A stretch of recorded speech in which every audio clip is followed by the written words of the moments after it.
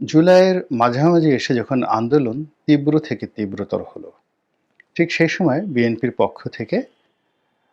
একেবারে প্রকাশ্যে তাদেরকে সমর্থন জানানো হলো। জামাত প্রকাশ্যে সমর্থন জানায়নি, কিন্তু এখন স্পষ্ট যে এই কোটা বিরোধী আন্দোলনের যে নেতাকর্মী, যারা মাস্টার মাইন্ড, তাদের একটা বিরাট অংশ জামাতের রিক্রুট ছিল এবং জামাত প্রথম থেকে এটি গোপনে তারা এই আন্দোলনকে বেগবান করার জন্য যা কিছু করা দরকার সবই করেছে। জুলাইয়ের মাঝামাঝি এসে যখন আন্দোলন তীব্র থেকে তীব্রতর হলো, ঠিক সেই সময় বিএনপির পক্ষ থেকে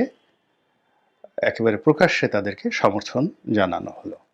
জামাত প্রকাশ্যে সমর্থন জানায়নি, কিন্তু এখন স্পষ্ট যে এই কোটা বিরোধী আন্দোলনের যে নেতাকর্মী, যারা মাস্টার মাইন্ড, তাদের একটা বিরাট অংশ জামাতের